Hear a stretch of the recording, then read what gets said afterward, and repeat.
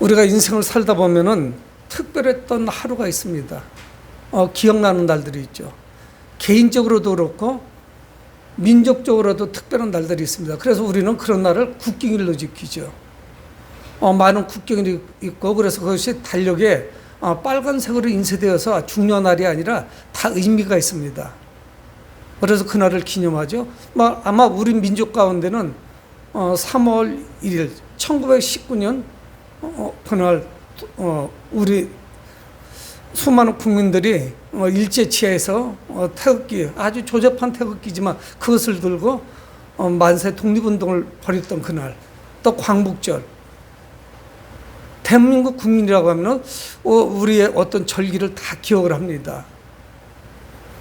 그래서 개인적인 것뿐만 아니라 나라와 민족들도 특별한 하루가 있습니다. 이스라엘 백성들에게도 특별한 하루가 있는데, 그 하루는 바로 이스라엘 백성들을 하나님께서 바로로부터 애굽왕 파라오로부터 이스라엘 백성들을 해방시킨 그런 날입니다.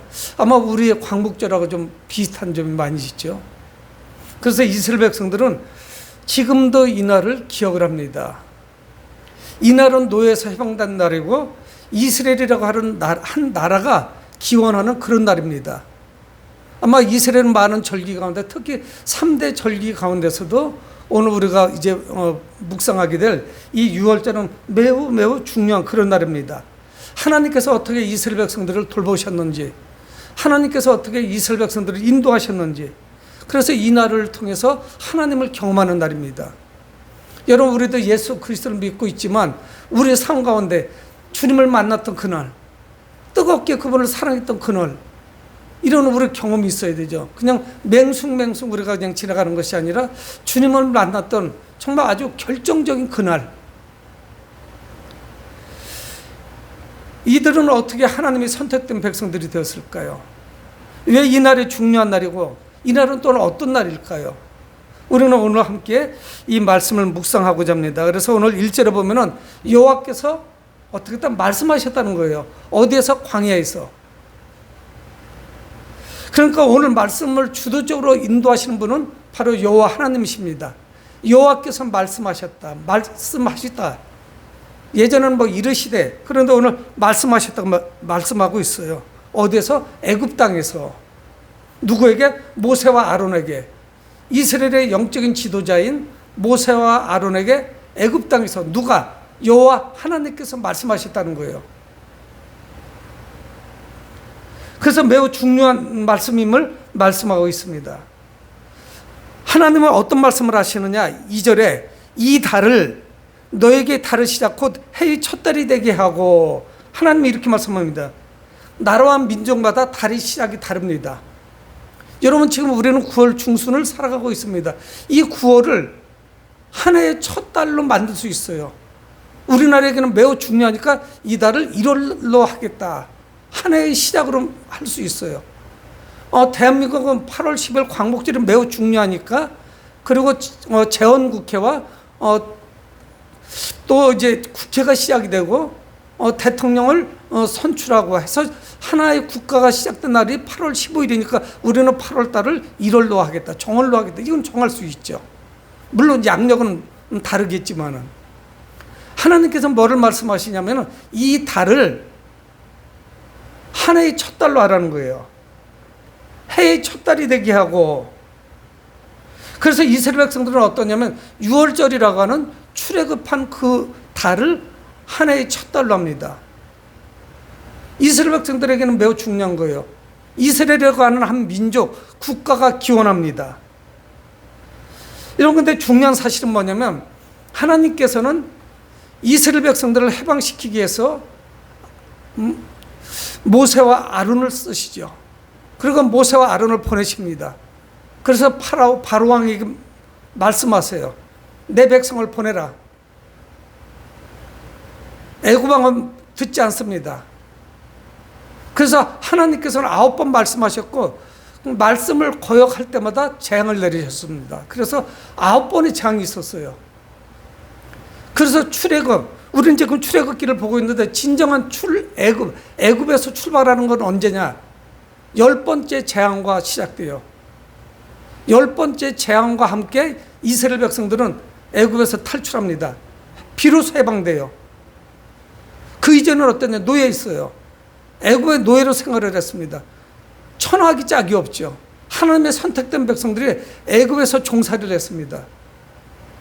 그래서 이스라엘 백성들이 애굽에서 탈출하는 그날, 이날을 우리는 뭐라고 하냐면 유월절 이렇게 이야기해요. 패스오버, 넘어갔다는 이야기예요. 뭐로부터? 장자가 죽는 재앙으로부터 넘어갔다는 거예요. 히브리어는 패사흐 그럽니다. 그것도 넘어갔다는 이야기예요. 10번째 재앙과 출애굽이 함께 시작이 돼요. 그래서 오늘은 그 재앙에 대해서 말씀을 합니다. 9번의 그 재앙에는 요지부동이었어요. 움직이지 않았어요. 눈 하나 깜짝 안 왔습니다. 근데 이 파라오가 10번째 재앙은 견딜 수가 없습니다. 그래서 결국은 이 10번째 재앙에서 이스라엘 백성들을 놓아줄 수밖에 없었어요. 풀어주지 않고는 견딜 수가 없어요. 뭐 하나 남아날 수가 없었습니다. 여러분, 이스라엘 백성들은 장자가 죽는 10번째 재앙에서 살아남죠. 하나님께서 그 재앙을 애굽의 모든 백성들에게 내리셨는데 이스라엘 백성들로부터는 넘어가셨어요. 그래서 유월절이라고 하는 거예요. 오늘 성경의 앞에 제목이 써 있어요. 아주 친절하게 유월절. 그리고 설교 제목은 유월절 하고 우리는 새로운 시작, 이렇게 제목을 제가 정했습니다. 그러니까 이스라엘 백성들에게 죽음에서 살아난 그날, 그 달을 자기 민족의 기원, 한 해의 첫 달로 했다는 것이 전혀 이상하지 않잖아요. 우리도 살아가면서 자신의 배우자를 만난 날, 결혼한 날, 아이를 처음 낳았던 그날, 이런 거 아주 기억에 남죠. 그거 이상의 기념이 되는 그런 날입니다. 장자가 죽는 재앙으로부터 우리 민족은, 이스라엘 백성들은 하나님께서 살려주셨어. 그 재앙이 뛰어넘어갔어. 이것이 얼마나 큰 축복이었겠어요. 대대로 기억해야 됩니다. 자녀가 물으면 이 날이 무슨 날인지 이야기해 줘야 돼요. 그래서 자녀를 가르쳐요. 이 날은 매우 중요한 날이야. 우리 민족의 명절이야. 하나님께서 우리 민족을 살리신 날이야. 애굽에서 우리를 종살이에서 해방시키셨어. 그래서 우리가 해방의 기쁨을 맛본 날이야. 이때로부터 비로소 이스라엘 백성들은 언약 백성으로서 첫 출발을 합니다. 첫 발을 내딛는 것이에요. 해방이 되었어요. 하나님과 함께하는 백성이 되었습니다. 물론 그 이전에도 하나님 함께 하셨죠. 아브라함을 통해서 약속하셨고 그의 후손들을 통해서 약속하셨고, 하나님은 이스라엘 백성들을 번성시키기 위해서 애굽에서 430년 동안 거하게 하십니다. 먼저 하나님은 요셉을, 그 조상을 내려오게 하시죠. 그래서 그 후손들이 그곳에 거하면서 비록 노예지만은 430년 동안에 하나님의 약속과 같이, 바닷가의 모래알 같이, 하늘의 별과 같이 많은 백성으로 늘어나요. 후에 세어보니까, 광야에서 세어보니까 20세 이상 장정들만 60만 명이에요. 처음엔 누가 내려갔습니까? 요셉 한 명이 내려가죠. 그랬다가 가뭄이 일어나서 그 형제자매들이 아버지까지 다 내려와요. 그때 70명이었어요. 그리고 400여 년이 흘렀더니 장정들만 60만이에요. 남녀노소 다 합하면 적어도 200만 명쯤은 되겠죠. 놀라운 역사가 있었습니다. 근데 하나님께서 약속하신 복이 있었죠. 아브라함에게 약속하신 복 중에 하나가 뭐냐면 땅에 대한 복이었어요. 근데 이게 뭐예요? 종살이 하고 있었죠. 근데 이제 하나님께서는 적과 꿀이른 가나안 땅으로 이스라엘 백성들을 인도해 주십니다. 그러니 이 날이 얼마나 복된 날인지 모르죠. 여러분, 우리가 주님을 영접하는 순간에 우리의 과거의 삶이 어떠했든지 그거는 별 의미가 없어요. 내가 하나님의 백성이 되었다는 거, 내가 예수 그리스도를 영접했다는 이 사실이 중요한 것이지, 내가 과거에 어떤 삶을 살았던 그거는 중요치 않아요. 여러분, 우리는 그 모든 죄를 가지고 주님 앞에 나가면 그것은 모두 우리 죄로부터 우리를 해방시켜 주십니다. 자유함을 얻게 되죠. 나는 과거의 사람이 아니에요. 새로운 피조물이 됐어요. 주님 안에서 거듭난 사람이 됐습니다. 죄로부터 해방됐어요. 자유함이 있는 것이죠. 우리는 이제 주님 안에서 함께 시작하는 그날 성도로서의 새로운 삶을 시작하는 것입니다. 그러면서 하나님께서는 모세와 아론에게 유월절을 어떻게 지켜야 되는지 아주 소소한 부분까지 다 말씀하는 거예요. 3절에 너희는 이스라엘 온 회중에 말해 이르라 이달 열흘에 너희 각자가 어린 양을 취할지니, 어린 양을 취하라는 거예요. 이 유월절이 그냥 되는 것이 아닙니다. 중요한 말씀을 하나님이 하시는 거예요. 그러니까 그 유월절이 있는 달, 이날이 새해 첫 달이 될 것인데 이달 열흘에 어린 양을 준비해야 돼요. 그냥 유월절을 맞을 수가 없습니다. 미리 어린 양을 취할지니 각 가족대로 그 식구를 위하여 어린 양을 취하되 그 어린 양에 대하여 식구가 넘어지면 그 집 이웃과 함께 사람 수를 따라서 하나를 취하며, 그러니까 이게 어떠냐면 가족이 많을 때는요 양을 넉넉하게 하고 식구가 적을 때는 왜 이러느냐면 이 양을 먹어야 돼요. 그날 밤에. 그러니까 식구가 적은데 양 한 마리를 잡아 먹을 수가 없습니다. 너무 많으니까 다른 가족들하고 다른 이웃집하고 같이 나눠서 먹을 수가 있어요. 근데 우리는 대식구야. 근데 양 한 마리가 간다면 더 할 수도 있겠죠. 기준은 양 한 마리예요. 그래서 양을 잡으라고 말씀해요. 그달 열흘에. 그래서 이스라엘 백성들은 잘 기억을 해야 됩니다. 자기들 의무대로 행할 수는 없어요. 식구 수주에 맞춰서 양은 융통성 있게 잡아라 하는 것이에요. 잡는데 하루 저녁에 다 먹을 수 있는 분량이 돼야 돼요. 그래서 4절 중반절에 각 사람이 먹을 수 있는 분량에 따라서 너희 어린 양을 계산할 것이며, 그러면 하루에 한 번에 다 먹을 수 있는 양이 계산이 나오겠죠. 5절에 너희 어린 양은 흠없고 일련된 수컷으로 하되 양이나 염소 중에서 취하고, 어린 양을 취하는데 흠없고 티 없는 걸 해야 돼요. 비루 먹은 거로 하면 안 돼요. 몸에 문제가 있으면 안 돼요. 흠이 없어요. 흠이 없고 티가 없는 아주 정결하고 깨끗한 거, 건강하게 자른 거로 해야 돼요. 흠 없는 일령된 수컷으로 하되 양이나 염소로 할 수 있어요. 그리고 후에 보면은 이제 모세오경이 나오는데 소도 추가가 됩니다. 유월절을 지킬 때 형편대로 할 수 있는데 소를 잡기는 어렵겠죠. 언제 비싼 거니까. 양이나 염소를 잡을 수 있어요. 근데 흠이 없는 수컷으로 해야 돼요. 이거를 열흘째 되는 날 준비를 미리 해놔야 돼요. 제일 가치 없는 거, 비루 먹은 거, 약한 거, 비실비실하는 거, 이런 걸 하는 게 아니에요. 가장 실한 거, 튼튼한 것으로 준비를 합니다. 그러고 난 다음에 6절에 이달 열 나흔 날까지 간직하였다가, 열 나흔 날까지는 잘 간직하고 있어야 돼요. 준비가 있어야 돼요. 6월절을 그냥 출발하는 게 아닙니다. 양이나 염소를 잘 준비하되 열흘날 잘 골라가지고 열 나흘째까지 4일 동안 이걸 가지고 있어야 돼요. 잘 보호하고 있어야 돼요.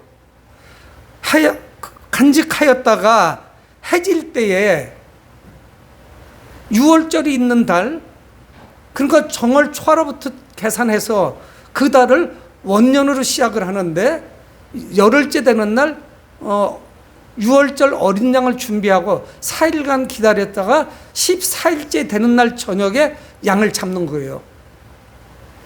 염소도 잡을 수 있어요.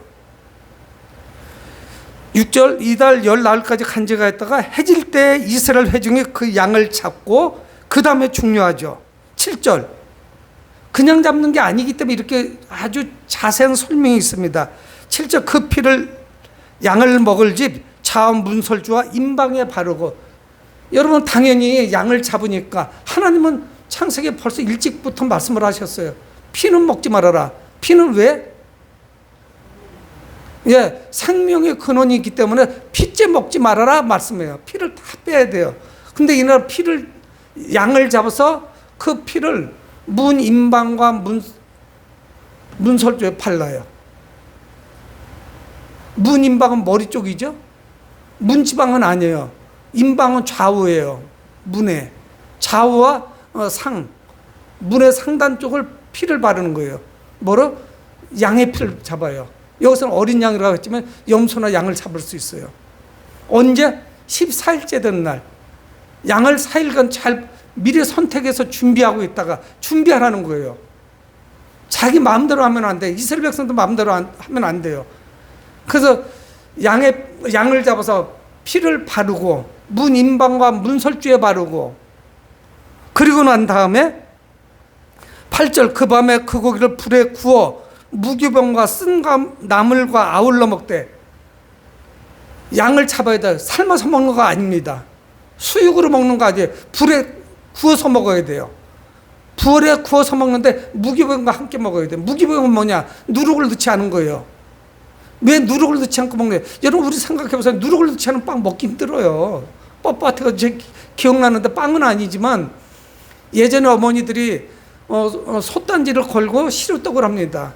위에 시루하고 밑에 요게 틈바구니가 생기니까 밀가루 반죽한 거를 싹 돌려요. 빈틈을 없애는 거죠. 그래서 그 시루에서 솥에서 불을 뗐을 때 그 끓는 수증기가 잘 올라오도록 새지 않고, 그래서 뜨거운 열에 떡이 잘 설지 않고 익도록 이렇게 하거든요.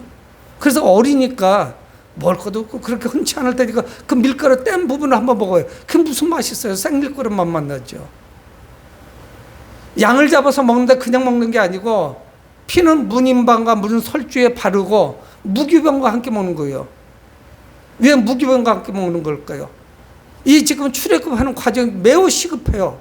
긴박합니다. 그리고 쓴 나물과 함께 먹어요. 지난 430년 동안 애굽에서 얼마나 우리가 쓰디쓴 고통을 당하면서 노예 생활을 했는지, 우리 조상 때로부터 지난 400여 년간 이 쓰디쓴 고통에서부터 이제 해방되는 거예요. 그래서 이 주석을 찾아보면요, 우리하고는 식물이 좀 다른데 우리나라로 말하면 아마 쓴박이라든가 상추 중에서도 좀 쓴 나물 그런 것들이 있지 않습니까? 쓴박이, 민들레 이런 종류예요. 우리하고는 좀 식물이 좀 다르긴 합니다. 그래서 그거를 같이 먹는 거예요. 내 마음대로 먹는 게 아니라 양은 구워서 먹고 무교병을 만들고 누룩을 넣으면 안 돼요. 누룩을 넣어서 발효될 때까지 기다릴 시간이 없어요. 이 밤에 어떻든 출발을 해야 됩니다. 그래서 이 밤이에요. 그리고 쓴 나물과 함께 먹어야 돼요. 우리가 노예 생활을 하면서 얼마나 큰 고통 가운데 살았는지. 그거로 끝나지 않습니다. 9절 날것으로는 물에 삶아서 먹지 말고, 삶아 먹으면 안 돼요. 머리와 다리와 내장을 다 불에 구워 먹고 아침까지 남겨두지 말며 아침까지 남은 것은 불사르라. 이거는 일종의 재물이기 때문에 하나도 남길 수 없어요. 그 더러운 오염된 부정한 애굽 땅에 남길 수가 없어요. 그래서 먹을 수 있는 걸 다 배불리 먹고 언제 또 잡아먹을 수 있을지 모르니까 그건 아침 되기 이전에 다 불에 태워버려야 돼요. 그것뿐이 아닙니다. 11절 너희는 그것을 이렇게 먹을지니 허리에 띠를 띠고 신을 신고. 지금 급해요. 주님의 명령이 떨어지면 출발을 해야 돼요. 허리에 띠를 띠고 신을 신고 손에 지팡이를 잡고 출발 준비 다 한 거예요. 갑자기 출발 명령 떨어졌을 때 지팡이 찾으면 안 돼요. 이건 아마 젊은이가 아니라 노인들이겠죠. 아무래도 지팡이 있으면 걷는 데는 훨씬 더 편안하니까. 그러면서 급히 먹으라 성경 말씀이에요. 손에 지팡이를 잡고 급히 먹으라. 하나님의 명령이 떨어지는 순간에 급히 먹어야 돼요. 그런데 뭐라고 해요? 그 다음에 이것이 여호와의 유월절이나 말씀을 하고 있습니다. 이제 뭡니까? 430년간의 노예 생활이 이제 끝이 나는 것이에요. 그러니까 이것은 단순한 평범한 식사가 아니에요. 평소에 같이 그냥 여유를 가지고 넉넉하게 누룩을 넣어서 이 떡을 만들어서 발효가 된 다음에 천천히 구워서 그렇게 먹고 양을 잡아서 먹다가 남으면 좀 뒀다가 먹고 이런 것이 아닙니다. 이날 이제 시작하는 6월절이 있는 첫 달 14일 날 이날을 이제 스타트하는 거예요. 이날 총성이 울리는 거예요. 그러면 우르르 출발을 해야 돼요. 이것이 여호와의 6월절이라는 거예요. 애굽에서의 마지막 식사입니다. 그렇잖아요. 그래서 하나님께서 우리에게 주신 가나안으로 출발하는 첫 식사예요. 그러니까 이스라엘 백성들에게 매우 매우 중요한 거예요. 이 식사는 이제 또 다시 와서 먹을 수는 없어요. 기념은 하지만. 유월절은 바로 이스라엘 백성들에게는 원전입니다. 하나의 국가가 성립돼서 출발하는 첫날이에요. 그날이 언제냐? 정월 14일이에요. 유월절 14일. 근데 참 묘하죠. 예수님은 유월절이 시작하는 날 십자가에 못 박히신단 말이에요. 그 금요일에 유월절이 시작되고 이제 무교절의 절기가 시작되죠. 유월절과 이어서 무교병의 절기가 이어져요. 근데 뭐 거의 같은 날이에요. 왜 그러면 유월절이 하루로 끝이 나면서 그 다음날부터 무교병을 한 주 동안 먹으면서 그 조상들이 어떤 고통을 당했었는지를 그들은 뼈아프게 그때를 생각하는 거예요. 기억하는 거예요. 우리가 애굽에서의 종살이는 경험해보지 못했지만 우리 조상들이 당했던 그 어려움, 그 아픔, 그리고 하나님이 우리를 어떻게 축복해 주셨는지 이거를 기억하면서 자녀들을 가르치는 거예요. 이날은 매우 중요한 날이라는 걸. 이날은 또 어떤 날이냐? 이스라엘의 장자들이 살아나는 날이에요. 애굽의 장자들은 다 죽습니다. 애굽의 장자들, 짐승도 첫 태생은 다 죽어요. 그 암컷 어미로부터 처음 태어난 짐승은 가축은 다 죽어요. 사람도 초태생은 다 죽어요. 마지는 다 죽어요. 여러분, 그런데 이스라엘 백성들은 살아나죠. 이스라엘의 장자들을 살린 날, 이날을 어찌 기념하지 않을 수가 있겠어요. 하나님은 이 유월절을 통해서 하나님의 백성, 바로 이스라엘 백성들과 그 애굽 사람들을 철저하게 구분시킵니다. 분리해요. 섞을 수가 없어요. 섞여지면 안 돼요. 뭐로 구분해놓냐?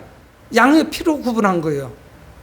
문 임방과 문 설주에 어느 집이 피가 이거 묻어 있는지, 피를 칠했는지 그걸 보고 기준했어요. 이 유월절 식사는 이후에 예수님께서 제자들과 십자가 못 박히시기 전날 밤에 행하셨던 최후의 만찬, 또 그것이 우리의 성만찬으로 연결이 되고요.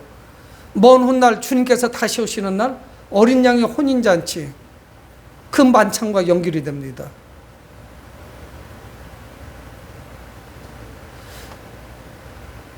사람이나 짐승을 막론하고 장자는 모두 죽었어요. 그래서 애굽 전역에서 곡소리가 진동을 합니다. 여기저기서 막 통곡을 하는 거예요. 아마 잠을 자다가 숨을 안 쉬게 됐겠죠. 밤중에 딱히 하는 일이 뭐가 있었겠어요? 그래서 12절에 내가 그 밤에, 어느 밤에? 유월절 그 밤에, 여호와의 유월절 14일 날 저녁 그 밤에 말씀하는 거예요. 그 밤에 애굽 땅에 두루 다니며 사람이나 짐승을 막론하고 애굽 땅에 있는 모든 처음 난 것을 다 치고, 다 치신다는 거예요. 사람이나 짐승이나 할 것 없이 처음 태어난 것은 다 치신다는 거예요. 그리고 애굽의 모든 신을 내가 심판하리라. 나는 여호와라. 여러분, 근데 매우 중요한 게 뭐냐면 이 10가지 재앙은 애굽에서 섬기는 신하고 다 연결되는 것들이에요. 여러분, 우리 기억나는 것들이 많이 있잖아요. 10가지를 다 못 외웠다고 해도 그것들이 다 애굽에서 섬기는 신하고 연결돼요. 여러분, 파라오라고 하는 바로 왕, 그는 누구냐? 태양신의 아들이에요. 근데 이날 바로 왕, 파라오의 아들도 죽습니다. 모두가 죽지요. 예외가 없어요. 애굽의 신들에게 지금까지 제사를 드는데 애굽의 신은 하나님께서 치실까 아무 역할도 할 수가 없어요. 어떤 것도 할 수가 없어요. 그들의 신들 중에 최고의 신인 그 태양신의 아들의 아들도 못 살려요. 다 죽었어요. 왕실에서도 왕국에서도 통곡 소리가 납니다. 누가 죽었는지? 장자가 죽었어요. 하나님께서는 장자뿐만이 아니라 애굽의 신들까지 전부 치셨어요. 그것들은 무용지물이에요. 힘을 쓸 수가 없었어요. 능력이 없었어요. 이날 밤은.